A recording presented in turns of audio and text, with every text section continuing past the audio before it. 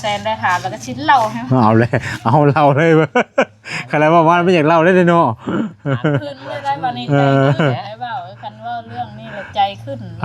หามันก็นอนอยู่ลุ้นมันเจ้ามาแต่หันแต่นี่หาอยู่หากินมาลูกผัวมันยังนอนอยู่แต่เว้นเพนบ่ตื่นมาแล้ววัดเฮ็ดอยู่เฮ็ดกินย่อเขาออกมาวัดผัวมากินน้ำอีกวันนี้ตื่นมากินแล้วก็ล้างมือเข้าไปนอนต่ออีกสวยบ่เหมือนแต่ก่อนน่ะพากันไปยืมเงินมาว่าสิเฮ็ดนาสิบ่ยืมมานี่คือยืมมาแบบซื้อหยังน่ะก็ซื้อไทยแล้วก็ซื้อน้ำมันซื้อข้าวกินแบบนี้นะแล้วมันผับบ่ได้ซื้อเงินนี่เฮาไปยืมน้ำไผบ้านเงินที่ว่าเพิ่นเอาเพิ่นมาให้กู้ก่อนบ่ได้ว่าแหละเงินกู้บ่ได้ว่าแหละเป็นพี่น้องบ่ได้ว่าแหละมันปล่อยเงินกู้ใช่ป่ะผู้ใดบ่มีทุนมีหยังน่ะไปเอาเพิ่นแล้วเพิ่นก็จดชื่อหยังเฮาไว้ใช่ป่ะอ๋อแม่ว่าไปเอามาลงทุนก่อนนะบ่ได้ก็เนาะมันบ่เป็นที่สิเท่าใดนั่นน่ะ10,000ปัจจุบันนี้ยังคือเก่าเพิ่มอีกเพิ่มถอกตะดอกนึกว่าเพิ่มขึ้นอีกนึกว่าเพิ่มแล้วเนาะ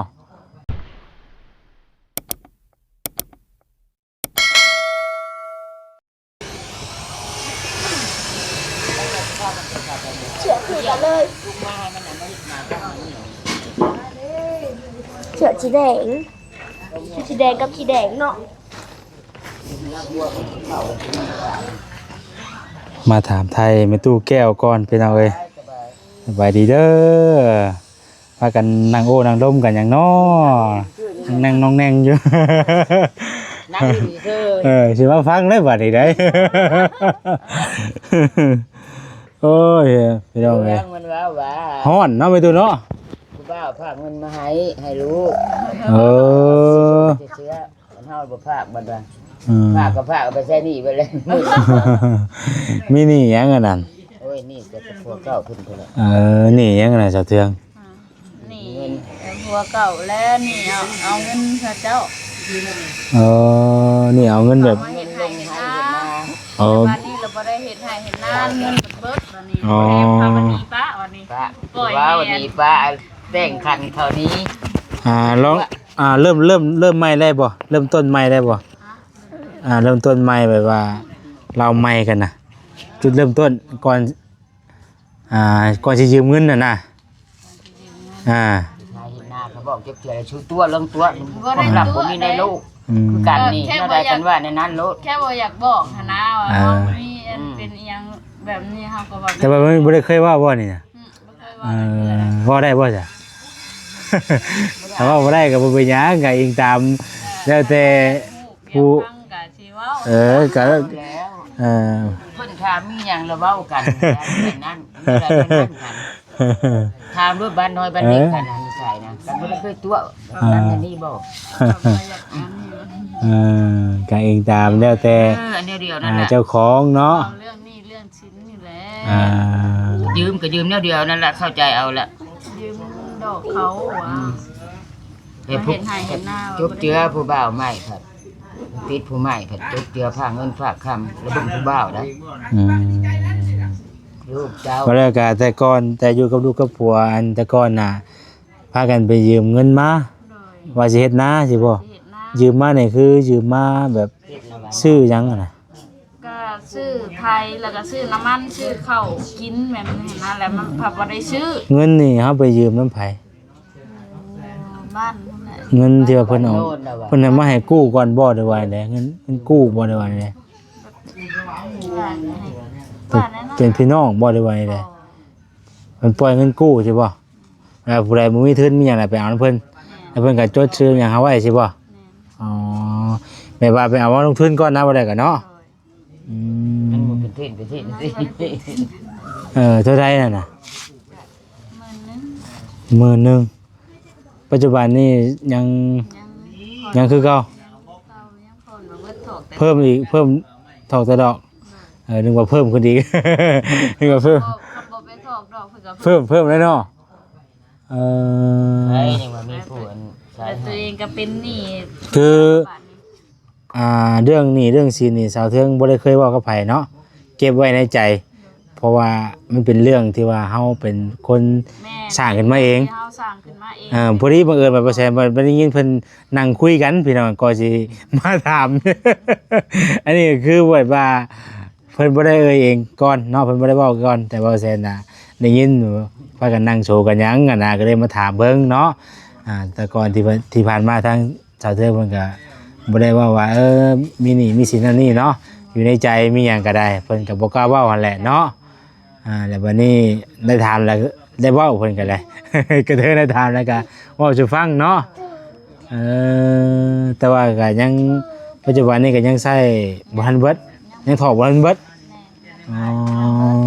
ใช่แล้วเบิดแล้วใช่เนาะ ไม่ได้ถอกดอกอยู่คุณ ว่าหมายถึงว่าใช้เงินแล้วเบิดแล้วเนาะ ยังแต่ว่าเป็นหนี้ต่อบัดนี้ใช้เงินน่ะเบิดแล้ว เออ ใช้กับผัวหั่นแหละ ยังแต่หาแทนเพิ่นบัดนี้เนาะ แม่ก็หาผู้เดียวบัดนี้ ยืมเงินยืมคำมาแล้วบัดลูกผัวบัดบ่ได้ยืมกันบัดนี้ทั้งนี้หาเงินใช้หนี้ผู้เดียวบัดนี้อ้าวงานเข้าเลยละบัดนี้ นั่นแหละกันจะเว้าเลยในแต่งขันเชิญเขานี้เขาคนนี้แหละช่วงเขามันสิจะฟ้าพี่ช้าง เป็นได้น่ะเรื่องนั้นมันคือว่าอะไรนั่น เทืองชุ่มมันหนีได้อายกับน้องเขาอีกชุ่ม เมื่อกับลูกผัวเพิ่นบ่นั่นปานใดบ่ แบบบ่อยากสร้างบ่อยากสอกบ่อยากหาหยังไปช่วยใช้ มันสิหนีไปใช้มันด่าในเดี๋ยวมันก็หมุน พันบ่มีกินพันนอ บ่ น ได้ อันนี้ก็บ่ตีบ่ว่ากันอันนี้มันก็ขึ้นอยู่กับกับเหตุเนาะมันเป็นได้ใดที่นะคันว่าพากันอยู่นำกันแล้วก็พากันเฮ็ดกันสร้างมันก็อีกนึงเนาะเฮาก็สิว่าหยังเนาะพากันเฮ็ดกันหาซอยกันแม่นบ่ล่ะ ลูกพันลายลูกประทานกินน้ำพ่อน้ำแม่แล้วบัดนี้ครับพ่อมันเป็นชาวลาวก็เป็นแบบนี้มันให้ผู้เดียว น้องก็คันบ่ฟังก็อ้างน้องเขาก็บ่เบิ่งมันดิ มันก็เป็นเรื่องธรรมดาพี่น้องเนาะได้ครอบได้ครัวมาว่าเฮาก็อาศัยไผเพิ่งลูกผัวและเนาะผู้นำพาเป็นบ่ล่ะเนาะเฮาก็เฮ็ดคือกันแต่ว่าก็มันก็บ่ทำลูกสมผัวเฮ็ดหยังก็ได้พี่น้องเอ้ยเนาะซอยกันไปและแฮงหาซอยกันก็แฮงดีเนาะ เพราะเงินจ้างมันหนีมาส่งพุ่นเนาะเทืองเองนี่เลย มาขอคืนจักเทื่อแล้ว บาดบ่มีกินราคาตีวีโบยไปสิทนไหว ถือว่า คนสิตีเต้ บ่เคยตีผัวจักเทื่อ คือว่าแลเนาะพี่น้องเอ้ยมันก็ยาแล้วเนาะมัน ผ่านไปเรื่อยๆมีผู้ใหม่เล่นนั่น ผู้ใหม่ก็เบิ่งก่อนบัดนี้เนาะก็ยังว่าสิสร้างครอบสร้างครัวใหม่ก็เบิ่งเฮาก็เบิ่งกันไปซะก่อนเนาะถ้าว่าผู้ใดที่ว่าได้ถ้าว่าผู้ใดเนาะฮักเฮาฮักลูกฮักเต้าเฮานำเนาะมาแล้วก็พาสร้างเฮาก็จังว่าบัดนี้เนาะ ทุกคนนี่เอาไม่ห้างเด้อลูกนี่มันดีพี่ชายครับได้กินแห้งโลดนะท่านเขาดีได้ล่ะท่านเขาบ่ดีก็บ่ได้กินแห้ง คือว่าแหละแค่นี้สิเว้าว่าสิบ่เล่าสิ เรื่องราวนี่คือเรื่องอดีตเนาะบ่เคยเล่าให้หมู่ฟัง บ่เคยได้เล่าเนาะเพิ่นก็ได้ ถ้าว่ามีหยังก็เก็บไว้อยู่ในใจบ่เคยเล่าบ่เคยเอ่ยออกมาทุกอย่างก็อยู่ในใจบ่เคยเอ่ยออกมามีแต่สู้อย่างเดียว โดยหาอยู่หากินไปแต่ละมื้อเนาะกินบ่ขาดมื้อเลยก็ได้ ประมาณนี้แหละพี่น้องเขาก็ถามคร่าวๆเนาะเรื่องราวชีวิตครอบครัวเพิ่นก็มันก็บ่มีไผดอกที่ว่าอยากไปอยากห่างกันเนาะมันก็มีเหตุปัจจัยมีเหตุมีผลนั่นแหละพี่น้องเนาะมันก็มีเรื่องราว เขาก็ว่าโอ้มันบ่ดีว่าเมียบ่ดีต่อลูกต่อครัวว่าแค่นี้เขาบ่ได้อยู่กับเฮาเขาบ่ฮู้เรื่องฮู้เล่า แม่น เรื่องส่วนตัวของเฮาบ่มีเรื่องหยังดอก คำว่าลูกผัวดีไผสิอยาก โอ้คำลูกตัวนี้ไปสิอยากไปอยากมาบ่มีไผอยากไปอยากมาบ่มีไผอยากเป็นทางใด จริงแล้วที่เพียงแต่กันหานุตีน ผู้ใดก็อยากได้แต่คนดีๆนั่นแหละเนาะจักเฮ็ดจักสร้างจักเฮ็ดจักหาซอยกันมีหยังก็ซอยกันไปแม่นบ่ล่ะแต่ว่าเฮ็ดจังได๋ซะเพิ่นซุมื้อนี้ยากได้ซุมื้อนี้เนาะ ส่วน ลายหมู่ เฮาคือฮู้แหละซุมื้อนี้แบบมันก็ยากได้พี่น้องเพื่อซุมื้อนี้ ส่ ไป วน แฮ ลาย ง กับหมู่อยากว่า หลาย ได้หลายกว่า มันก็คือเฮาฮู้แหละว่ามันมีสิ่งแวดล้อมก็หลายเนาะจักมันสิว่าได้ใดพี่น้องเฮาก็ได้อ่า อดมาอดผัวเนี่ยอดมาหลายปีเลยเมื่อยอดแต่คนเฮาอดไปก็บ่มีหยังเกิดขึ้น บ่มีหยังดีขึ้นเนาะ จมไป แต่ว่ามีหยังก็ซอยกันเฮ็ดก็ทามีหยังก็อดทนไปนํกันก็บ่มีก็สู้ไปนํกันนั่นแหละเนาะก็ยังแบบนึงมันบ่ล่ะ ฝ่ายเดียวมีแต่เฮาโชคดีฝ่ายเดียวก็บ่ไหวได้เงินมาผัวไปทุ่มใส่แนวเดียว อืม บ่ได้กินนอน7มื้อ แนวเดียวนี่คือฮู้แล้วว่าหมายถึงหยังเนาะเออ อันแนวเดียว คือแม่ส่วนหลายก็จิเรื่องตัวนี้แหละเข้ามาเกี่ยวของพี่น้องเนาะส่วนหลายคนป้าห่างกัน ใส่หยังก็บ่พอใส่หยังก็บ่ได้ยอดอีก เด็กเล็กเด็กน้อยใครเลย นั่นแหละฟังแต่ซื่อมันก็ฮู้แหละพี่น้องเนาะมันก็พาให้ได้ชีวิตเฮามัน คำว่าได้เฮ็ด บ่ดี ก็ต้องได้จ้างนะคืออันในบ้านเพิ่นก็ยัง จะบ่โอเคปานใดเนาะ เฮ็ดอีหยังก็แม่นต้องได้จ้างลูกผัวนะคำบ่จ้างก็โตพัดอยากแล้วเวียกโต เนาะ ญาติก็จัดมันเองเนาะ แม่น มันเฮ็ด ว่าได้เนาะแต่มันบ่ดีตั้งแต่ชื่อเลยนะเนาะเฮาก็ ตั้งแต่เข้าไปวุ่นวายมันก็คือว่าได้มันก็พาให้เฮาชีวิตเฮาคือฮู้แหละ ขอบคุณเจ้าเรื่อง อืม เพิ่นก็ยังว่าขอบคุณเพราะว่า อืม อยากเปลี่ยนตัวเองซำใดก็บ่เอาจะเปลี่ยนแปลง มัน ตัวเอ คือง เก่ามันคือเก่าคือนั้น คือเก่าแบบนั้นน่ะเรื่อง นั่นน่ะ อ่า กินที่ขอโทษ คือเก่าคือเรื่องการเปลี่ยนแปลงเฮาก็ได้ยินมาหลายส่วนหลายแค่ว่า มันแหละ ส่วนหลายคนเข้าไปยุ่งเกี่ยวกับสิ่งนี้น่ะมัน แม่ ก็ ว่าแล้วอยู่ เอายาก กับผัวในแป้งน้ำแดงเนี่ยบ่เคยแปะเสยหน้าเสยตาจักเสียเสื้อผ้าหน้าแพรนี่บ่เคยได้นุ่งงามคือหมู่ อันนี้คือเรื่องราวชีวิตของสาวเทืองเพิ่นพี่น้องก็ถือว่าเติบยังอยู่เนาะ ยังว่าโอเคอยู่พอเบิ่งพอดีก็คนละบ้าน มีหยังก็กินไปกับลูกกับเต้าเนาะ เลยอันนี้อยู่กับลูกกับผัวบ่แม่นเว้าได้แต่กระเทินเบาแซนได้ถามแล้วก็ชิ้นเหล้าให้ เอาเลยเอาเล่าเลยเว้ยใครว่าว่าไม่อยากเล่าได้เลยเนาะ ขึ้นเลยได้บ่นี่ใจขึ้นได้เว้าคันเว่าเรื่องนี้แล้วใจขึ้น อ่า หามันก็นอนอยู่มันลุ้นกัน มาเจ้ามาแต่หันแต่นี่หาอยู่หากินมาลูกผัวมันยังนอน อ่า อยู่แต่เว้นเพลนบ่ตื่น มาแล้ววัดเฮ็ดอยู่เฮ็ดกินย่อเขาออกมาบัดผัวบ่กินน้ำอีกวันนี้ตื่นมากินแล้วก็ล้างมือเข้าไปนอนต่ออีก สวยบ่แบบนี้เนาะ สิไหวพอบ่ไหวได้ค่อยนะ มาแล้วก็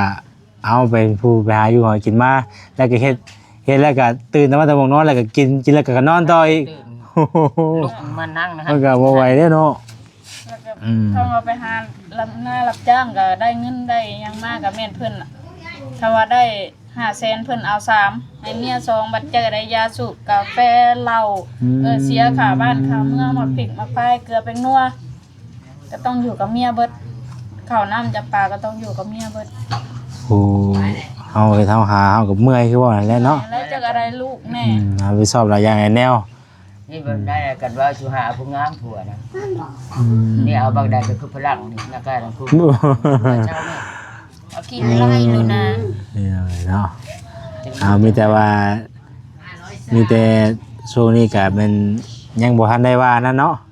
เรื่องครอบเรื่องครัวก็ได้ อยู่ไปซะก่อนถือว่ามันอิ่มเลยเนาะ ที่ผ่านมาก็ได้ นี่เลยจังว่าขึ้นไงมาเล่าสู่แม่เฒ่าฟัง อ่าม มาลังเถื่อก็เว้าลังเถื่อก็บ่ได้เว้าได้บ่ได้เล่าสิเราฟังเถื่อก็ปิดบังไว้ลังเถื่อเราก็ถามเราถามเป็นอะไรก็บ่คือบึ้งบูดแท้เป็นอะไรมีแนวหยังสิมาเล่าอยู่บ่เพิ่นก็ถามอยู่ได้เพิ่น โอ้ยเนาะพี่น้องเอ้ย ถ้าบ่แซ่บนั่นเพื่อน ถามไทยกันไปให้แล้วพี่น้องเอ้ยเนาะตั้งแต่เมื่อเกินเทือนเกินซานแล้วกับพี่น้องเอ้ยยังบ่ทันได้ถามไทยแม่ตู้เพิ่นเป็นจังได๋แม่ตู้นอนนั่นเอิ้นนอนชานใหม่ฝันดีอยู่บ่ บ่ได้ผ่าน บ่ได้ฝันหยังเลยมีแต่ซอดแจ้งบ่ เอ้าดึกจึงได้นอนชักเครื่องชักของคือ เออ เฮ็ดบ่ได้ เออ เดี๋ยวนี้ เออ ชักแล้วก็มื้อเช้ามาก็อันยามมาเฮ็ดก็ผู้ขับเงินนั่นแหละ อ๋อ ไอ้ FC สิว่าแล้วเนาะว่าโอ้ยแต่ตะกี้เป็นยังจังบ่เล่าอยู่บ่เล่ายังตอนนี้บ่ขอโทษนำเด้อ เออ ความได้ทุก ก็บ่เป็นหยังดอกชาวเทิงเนาะเฮาก็ คือว่าฉันว่าได้อันใดที่เฮาเว้าได้ก็เว้าอะไรที่ว่ามันเว้าบ่ได้ก็บ่เว้าเนาะมันก็คร่าวๆนะก็ จะน่าว่าโอ้ สำนี้ก็พอฮู้แล้วแหละว่าเป็นมาได้ใดสินะก็คือสิเติมหนึงแล้วเนาะพอเข้าใจแล้วพี่น้องว่ามันก็เติมหนึงแล้วจังได้ปลาได้ห่างได้ยากันนะ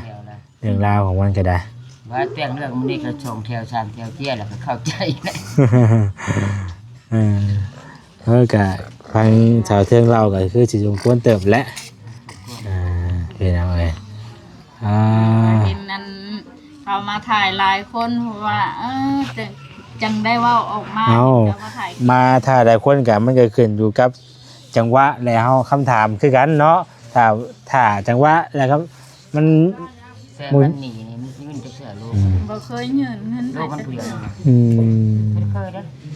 บ่เคยจ้าเถื่อ พอตาย เพิ่นก็ยังมาเยี่ยมมายามอยู่บ่ทางไทยบ่ แม้แต่โทรยังบ่โทร อ๋อ ตลาดปูเนี่ยตาหน้าก็ยังบ่ได้โทรถาม อืม ยินมืออันผู้สาว2คนน่ะมาขายอย่างนะขายกับคุณ โอ้มื้อก่อนน่ะบ่ แม่นแล้วเขาบอกว่าเอาหญ้าเจ้าผางเงินมาให้10,000กีบ เออ ตั้งแต่พอมันไปหากระผางเงินมาให้10,000กีบ หาคนบ่เลยก็ ลูกกับเพิ่นเดียวนี่แหละ คนนี้บ่ แม่นกับเพิ่น ผู้ใหญ่ผู้วันว่าใหญ่นั่นก็ตั้งหากบ่ แม่นโทรต่างหาก อ๋อ 4 คนนั้นไอ้เมียอยู่บ้านน้อยดิ เอาเมียอยู่บ้านน้อยเด้ 4 คนเนาะผู้นี้ผู้ที่ห้าบ่ แม่นผู้ที่ห้า อ่า ให้เด็กคง อันนี้น่ะดงพุ่งอันนั้นน่ะบ้าน ค น้อง ย น้องข้างให้บ้านน้อยบ้าน นี่อยู่บ้านดงพุง ทางเข้าครับ ผู้นั้นบ่ตั้งต่อแต่คนขายผู้นี้น่ะตั้งต่อแต่คนไปซื้อคือกันสองคนนี้เหมือนอันเดียวกัน โอ้ แทกบ่ได้ ยังบ่นี่เช็ดนกตุ๊ก เครื่องเพื่อนเครื่องซันบ่ได้ให้ยัง อ้าวเนาะ ผู้นี้บัดเข้าน้ำจะปลาเห็ดมาได้นี่ก็ขาย ไปสวยได้เนาะ ขาย เป็นให้หน้าได้ขุดลงเจ้าทองค่อยนี่ได้เบิ่งอยู่ค่อยบ่เคยตัวปลาเสียนี่ใส่ค่อยซื้อ ตู้แก้วก็สิเห็นนะว่าเนาะ เราเห็นแต่เราน้ำเห็นว่าอะไร แล้วก็อยู่นี่ว่า เราอ อยู่ ยู่ แก้ว นี่เร็วกันตลอดกันเราก็อยู่นี่เราก็ห้องบอกอยู่แล้ว เมื่อยอะไรบ่ได้ก็เนาะบ่ได้คิดให้เถียงกันเรื่อยๆก็เมื่อยเลยเฮาอยู่นำกันแบบบ่ให้บ่เครียดกันอยู่แบบเข้าใจกัน มันก็สบายใจกว่ากันเนาะ กันให้กันแล้วก็เอา บ่เป็นหยังได้เปล่าคันกินแล้วรู้จักเฮ็ดรู้จักหาหั่นนะ อืม อันนี้บัดกินแล้วแบบบ่มีกินบัดนอนบัดนี้เห็นแต่ลูกเนี่ยหน้าคมเพลงลูก2คน3คนนั่นแหละหาเงินหาคำมาให้ใช้ให้ซื้อคันมี บ่ไหวเด้อเนาะ คนไปซื้ออย่างดียว เฮาบ่มีเฮาให้ไปยุ่งเกี่ยวกับไปซั่นมันก็แฮงเติมได้เนาะว่ามัน ไปก็บ่เจริญดอก อืม เป็นผู้เก่าแต่ผู้เก่ามันจะไปเปลี่ยนได้ ยากแหละ โอ้ยแล้วคนนี้บ่คนหนึงมันเปลี่ ส่ ย วน นหลายเฮ็ดก็ว่าบ่เฮ็ดเด้ นายนะมีแต่คอยจ้างเนาะ เออ จ้างผัวนะ ขนาดผัวเจ้าของมันยังสิได้จ้างเนาะมันก็บ่แม่นแนวว่าเนาะ ไปแก่น้ำมาล้างถ้วยล้างบวงมา1ข้าวนึงอันนี้นะต้องได้จ้างผัวจังไป อ๋อ มันบ่จ้างแล้วบ่ไป ค่อยนี่นะค่อยคนบ่ปากคนบ่บ่เขาด้วยเพิ่น เรา สอน เห็น ตา ห ค ม น ด บ่ เลยเด้อเฒ่าอันนี้นะ ผู้ใดแนวใดเท่าใดเขารู้ เฮ็ดอีหยังต้องได้จ้าง ไม่ได้จับลักหัวลักหนึ่งก็ต้องได้จ้าง จ้างมาได้ ท่านบ่จ้างในข้อก็บ่ไปเทิงกินพร้อมเทิงจ้างข่อยนำว่าอนุญาตบัตรคำนำ ครบเบิด นำแม่อ้ายน้องทั้งใดก็ได้ขออนุญาตบัตรคำนำเขาว่าพื้นนอนน้ำเมียก็ยังได้จ้าง เอาปลาขนาดนั้นเลยบ่ พอได้ พักแน่เลยโอ้ยเนาะหมวยแล้วจงจะไปใช้แบบนี้เนาะมันก็เลยเกินนี่ ฟังมาแล้วก็ได้เนาะ จริงเขาก็บ่ได้อยากไปแล้วเขาบ่ได้อยากหนีจ้าเพ สิ ราะ อยา ว่าก นี่พี่ซัก คำนี้แล้วบ่มีใครหาเงินให้เพิ่นใช้ได้ มันก็เกินไปคือว่าอะไรเนาะจ้ะจ้ะ แม่อีแม่ละเพิ่น เขาก็ทำบ่ได้คือว่านะกันว่าพากันอยู่ร่วมกันแล้วก็ มันเสียแนวเดียว อืมแต่ว่าฮู้จักไปรับจ้างรับบายมีเวียกงานหยังก็ไปเนาะ ขับมาแล้วมาก็ใครอยู่ ข้าวรับจ้างหรือดำนารับจ้างก็เงินเพิ่นนี่ อืม เพิ่นน่ะเพิ่นต้องบ่ให้เมียอีกนะ เฮาก็คิดค้นหาแนวเฮ็ดแนวทำได้พอได้เงินมาใช้จ่ายในครอบในครัวก็ว่าไปเนาะมันก็ยังใครเห็นบ่ล่ะ ผู้ชายบ่เป็นรักเป็นแรก หัวหน้าครอบครัวเป็นแบบนี้มันก็บ่เป็น อืม จะให้แม่บ้านเฮ็ดผู้เดียวอยู่บ่ไหว มันยังก็เฮาโว้เนาะมันต้องแบบว่าต่างคนต่างพึ่งพากันนั่นแหละเนาะบ่ต้องวันนิ่งใจไผเนาะมันต้องแบบพึ่งพาใส่กันมีหยังเฮ็ดซอยกันไปโลดสินะบ่ต้อง ย่างเขาคือลูกไข่ก็บ่เคยซอยบ่แม่นว่าประมาทนะต้องบ่เคยซอยอันนี้คือบอกว่าสิพาลูกไปหาหมอก็ยังบ่มีเงินพาไปหานี่บอกให้เพิ่นโทรหาน้ำอ้ายกับน้องเพิ่นก็ยังบ่โทรตัวเองลูกตัวเองก็เป็นไข้ตัวเองก็ลูกไปหายืมเงินพาลูกไปหาหมอไข่บัดไข่บัด เป็นไข่เป็นนาวเนาะ บ่มีผู้เบิ่งมี คือซุมื้อนี้ได้จ้ะทางสาวเทืองเฮ็ดจะได้จะหาเงินหาคำได้ซุมื้อนี้ ก็ซื้อเงินอะไรไปหาน้ำใหม่น้ำมันคือกัน ลูกเต้าเนาะเพิ่นก็ไป ไปคือเก่ามีซอย ลูกผู้ใหญ่ เฮ็ดหยังก็หมู่ใส่เฮ็ดหยังก็แม่นไปเนาะ บ่ให้เฮ็ดไปเนาะ ไปเพิ่นเดี๋ยวนี้ โอ้ยมาเจ้ามึงฮันเดมึงชวน เจ้ามึงเพื่อนเพิ่นนี่บ่ เพิ่นใส่ไปในได้ไป ให้ไปทุ ฮะ หัน จันเมียบ่เมีย มานั่งลบลิ้นในประตูอีกแล้ว เอาเพิ่นงามบ่ เลาะมึงเงินงาน เอาเราเพิ่นงามเนาะมีแต่คน หลายเทื่อแต่ บ่ได้มาแต่โดนแหละ เดี๋ยวเป็นปีพุ่นแหละ กายนี่ เต็มเลยดิ มีแต่คนได้เงินงามๆเนาะ งามดีแล้ว หลังนั้นให้งามให้ละไงให้คักอ่ะ ข่อยหาให้งามเลย ก็จะเท่งามกูมู ข่อยให้งา ดี ม ใจนำแล้ว ดีใจน้ำข่อยแน่ กับลูกหลาย เอาฟังไปเป็นเอาไงเนาะจ้ะเรื่องกระไดบางเทื่อมีบุญวาสนาต่อกันกะบางเทื่อผู้ใหญ่เพิ่นคิดเห็นก็มีเนาะบางเทื่อได้เงินได้ชาติใหม่ก็มีได้เหตุพี่น้องเอ้ยมันเองมานอนได้เนาะและพี่น้องเอ้ยเบิ่งไปหั่นแหละทางผู้รักผู้ใหญ่เพิ่นก็ยังเบิ่งอยู่เป็นจังได๋เป็นดราม่าข่อย ดราม่าหยังเนาะมันเอาเว้าเฮาคุยกะเล่าเฮาก็เล่าความจริงที่ผ่านมาเนาะกะคนเฮามันกะจักสิว่าได้ใดพี่น้องเนาะกะมันกะ กรรมของเฮาเอง ก็มีทั้งดีทั้งบ่ดีมันกะปรับปรุงกันไปหมดแหละเนาะ ไป สิให้ดีเบ่ทุกอย่างก็บ่ได้ก็บ่แม่น หักร้ายเป็นมา มันก็มีเบ่นั่นแหละไผก็มีทั้งดีทั้งชั่ว ในคันได้หักครัวน่ะแม่นเว้าได้ หักลายก็เอาไว้เพื่อช่างแน่พ่อเฒ่าได้เพิ่นยังสอน แบ่งบ่เป็นคันหักครัวนี่หักเป็นชุดใหญ่ส่วนเบิดทุกอย่าง อันลูกผัวเป็นกูเป็นคนจับเจือโอ้แฮงบ่ว่าได้เนาะ ขึ้นจำบาปความทำนี้ สิว่าได้ๆเนาะ ก็ดี บาปของเฮากรรมของเฮา เขาตามที่เขาเฮ็ดนะ คือตอนเฮาโอลมกันใหม่แต่ละคู่แต่ละคนก็มันก็บ่จักเนาะเฮาก็บ่ฮู้มันบ่แหละว่าไผบ่ได้มันบ่แหละบ่ฮู้ ใบหน้าจิตใจเขาสำเร็จแล้วเขาที่บริสุทธิ์ เฮามาอยู่นำกันพี่แรกจังได้ฮู้จักบัดเพราะฉะนั้นแล้วนี่ก็ได้ ไปอยู่แล้ ตอน ว ที่ว่าคบหากันใหม่ๆก็มันก็บ่ยังก็คือดีบ่อยู่มันยังก็ได้ ปีแรกปีสองปีสามแล้วก็เริ่มแล้วเริ่มเปิดไล่แล้ว และอยู่ไปซะก่อนแหละเนาะ กินที่ได้ไปที่เดียวแล้วได้เอาไปมื้อที่เช้าก็แห้งนักหนานักหนา ความอดทนนะเบ้าหลายขนาดได้อดทนสูง ก็เว้าเรื่องว่ากันเรื่องความสบายใจเนาะคือเฮาก็มาฮอดกันนี่แหละก็ลูกเต้าก็ใหญ่เบิดเลย โอ้ยเขาใหญ่เบิ่ง ดูแบบสบายใจซะก่อน หาให้เป๊กเลย สบายใจ ยังลูกเพื่อนบ่ได้ ปวดมันหลังมีแนวแล้วเด้เนาะกันว่าเฮามีครอบครัวน่ะนี่ก็ได้นึงมันบ่แหละ อ้าวอันนี้สบายนิดนึงได้เอาลูกกับผัวใหม่เขาบ่แม่นว่าดอกแนวนึงอีก เฮ เอาก็ยังบ่ฮู้เลยฉันเนาะ อย่ามานั่งอันนี้เบิ่งหัวไข่3-4คืน เป็นไข่บ่ โอ้ยว่าขอย่าบ่ไข่ ถ่ายเอาแม่บอก อืม ถึงไข่ถึงเพียงถึงว่าขอย่าบ่ข้ามคนหมดนะฮะสิว่าสิ มานั่งโอลมดินนำเป็นตู้นี่แหละเบาเพิ่นบ่ได้เข้ามาบ่มื้อนี้เป็นตู้บ่าววัดเบาโอลีบ่ได้เข้ามาบ่มื้อนี้ บ่มีมาแต่ว่าเมื่อยบางสิ เมื่อแหละ เมื่อตอน เมื่อไว้เนาะ มาเมื่อจะเพนคนนั้น เมื่อแต่เพิ่นผู้ บ่าย อืม ลุงหลุดมาตัวส โอ้ย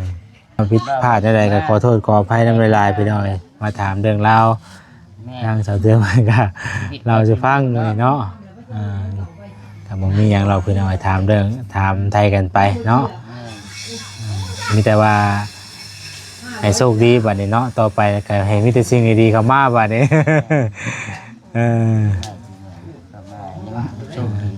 มีแต่ความโชคดีมีแห้งแล้วบัดนี้มีแต่แนวดีๆเข้ามา ก็ยังว่าอยู่นี่ก็ยังว่าคิดอุ๊บเลยจังมาเล่าสู่เจ้าฟังนี่มา เมื่อยมาบุกกันหน้า ก็บ่ได้อยากเล่า เข้า ให้ ขัด ฟั ไป ง หา แม่น ไปย่าง เรื่อง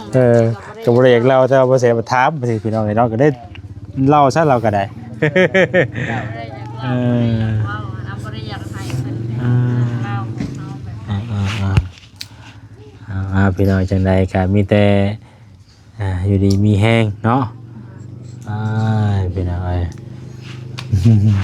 เลยสบายดี ข้าวแขนก็ขอให้ถึงเลขเนี่ยดู หนูซะถูกบอกเลขหนูก็ไม่ถูก โตได้ว่าแสน หาซื้อฮอบที่คืนนี้กินเลิกบ่ได้ เลขยังไงไม่ถูก อัดเบิด เรื่องงูมันอันเมื่อคืนนี่นะมื้อนี้สิว่าอีกบ่เนาะ พี่เขามาได้อยู่พี่คืนนี้ก็เป็นมากับนายแอก็ได้เลยคุณคุณเต็มเงินได้แล้วผู้ชาวกันถามตูนะรับช่วยดีแล้วก็ดวงช่วย ก็อยู่ลิ้นเลขมันบ่คือ เนาะ ดวงของเฮาบ่ได้เข้ากับเลขดอกดวงของเฮาคือหาหน่อไม้บ่ หาละไม้ได้เด้อตัวนั้นเนาะ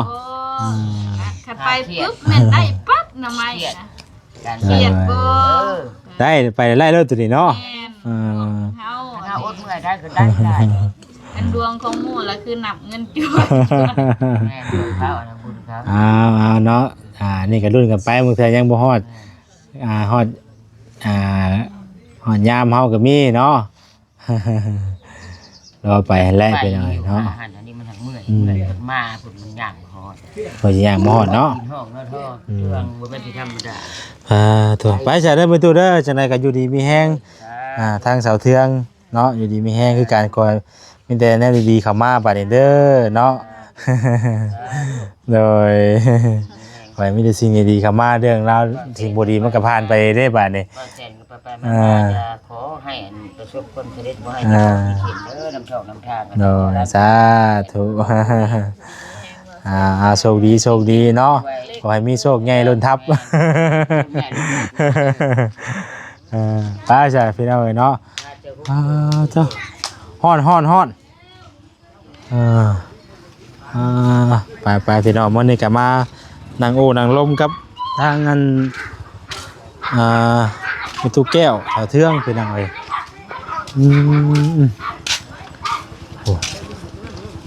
พี่น้องเอ้ยก็จะได้ขอตัวจบคลิปแล้วเราเวลาก็ถือว่ายืดยาวพอสมควรเลยนำลาไปก่อนอยู่ดีมีแห้งบัดสุขสู่คนเด้อพี่น้องเด้อหมดฟ้าหมดฝนมาแล้วเนาะฝนจะตกได้นี่